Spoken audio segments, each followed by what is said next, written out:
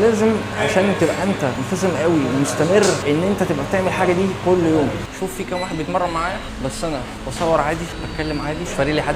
انا عايزك تبقى كده. انت ليه مستني تخبط على قفاك عشان تنزل الجيم وتحسن من نفسك؟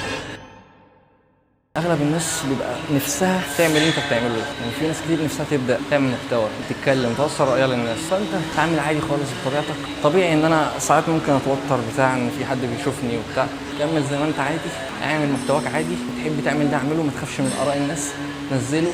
اي حد مثلا يعرفك بقى في مدرستك، في كليتك، في شغلك، مش شرط ان هو يتفرج عليك.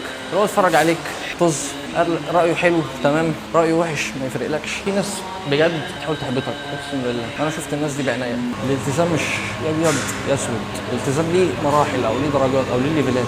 يعني في مثلا حاجه واحد بيلتزم بيها كل يوم، حاجه ثانيه واحد ممكن يلتزم بيها مره كل اسبوع، حاجه ثالثه واحد ممكن يلتزم بيها مره كل شهر، مره كل سنه.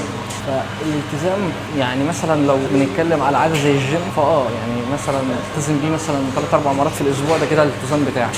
واحد هيلتزم بيه مرتين، هل اللي ملتزم 4 مرات ده احسن من اللي ملتزم مرتين؟ الحقيقه انه مش شرط، لان ممكن يبقى ابو مرتين ده هو فعلا كل اسبوع بيعملهم مرتين ما بيفوتهمش. وكمان اللي مخليه ان هو يعملهم مرتين بس حته ان هو مشغول فشخ، فاللي هو انا ما عنديش في وقتي الا المرتين دي، بس انا هحط دول ان هم يبقوا مرتين بس كشيء ان انا هلتزم فيه لاطول فتره ممكنه.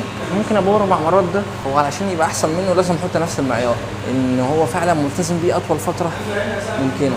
لكن ممكن من الناس دي يبقى ملتزم 4 ايام في الاسبوع ويجي الاسبوع اللي بعديه رايح يومين، هل ده كده ملتزم بنفس قدر الالتزام التاني؟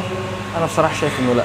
وفي حاجات تانية مش شرط ان انا عشان ابقى ملتزم فيها ان انا اعملها كل يوم او ان انا اعملها بشكل اسبوعي حتى. يعني ممكن حاجه زي صناعه المحتوى دي او اي حاجه انت عامه معاييرك بتختلف على حسب اولوياتك، على حسب انت يعني عايز تعملها كم مره، يعني انت اللي بتحدد. فانا مثلا ممكن انزل فيديو واحد في الشهر، ممكن انزل فيديو واحد في الاسبوع، ممكن انزل فيديو واحد في اليوم. ده بيختلف بناء على ايه؟ بناء على مشغولياتك، اولوياتك، الحاجات دي كلها. لكن انا بس عايز اعدل النقطه دي للشباب كلها، علشان في مثلا واحد يقول لك يلتزم 4 ايام يا مش هروح خالص، يلتزم في الشيء ده كل يوم يا مش هعمله خالص. يعني انت اللي بتحدد. يعني هو انت مثلا لو في مثلا مهاره زي مثلا لغه الانجليزي مثلا عايز تطورها، فتقول لازم امارسها كل يوم. يا عم طب ما تمارسها مره في الاسبوع، طب ما تمارسها 10 دقايق يا عم، سواء مره في الاسبوع، مرتين في الاسبوع.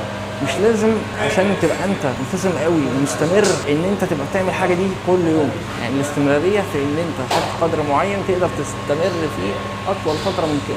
الحاجه اللي انا نسيت اقولها ان الاستمراريه في حد ذاتها ان انت تعمل الحاجه تمام. يعني لو حصل لك ظرف وعملت 3 مرات مثلا، انت متفق ان انت تعمل 4 مرات، عملت 3 مرات بدل 4 مرات، تستيل ملتزم، تستيل مستمر. ما دام ده ظرف خارج عن ارادتك مش مرقعه. اهم حاجه انها مش مرقعه. المواضيع اللي انا عايز اتكلم فيها فكره الجيم والموف اون والكلام ده. يعني انت ليه مستني تتخبط على قفاك عشان تنزل الجيم وتحسن من نفسك؟ يعني ليه ما تعملش كده لنفسك؟ مش عشان اللي هو ايه ان انا بعالج نفسي نفسيا بقى سابتني وبتاع والكلام العبيط ده، انت فاهم؟ مش والله بقلل من اي حد يعني بيمر بتجربه صعبه زي دي او حاجه تضايقه، بس انت عارف ان اساسا السكه دي حرام. ده رقم 1. يعني انت ليه مستني تتخبط على قفاك علشان تنزل تحسن من نفسك؟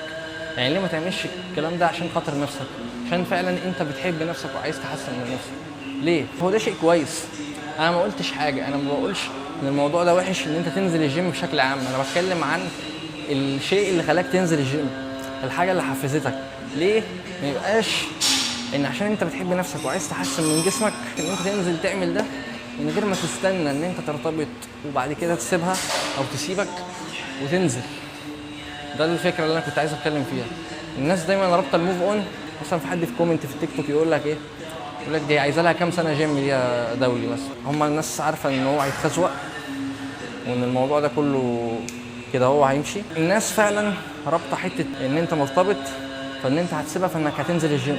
انا بصراحه بقيت بكره الموضوع ده وعايز الناس تنزل الجيم علشان هي فعلا عايزه تحسن من نفسها. ساعتها انت اساسا انت لما تحب نفسك وتحسن من نفسك هتجيلك بنت الحلال والله. يعني انت فعلا هيجي لك الشخص اللي هو يستاهلك بجد، لان انت اصلا بتشتغل على نفسك، مش مستني حد، مش بتضيع في وقتك وتقعد تكلمني في دي ودي ودي. يعني يا جدعان بقى، يا جدعان.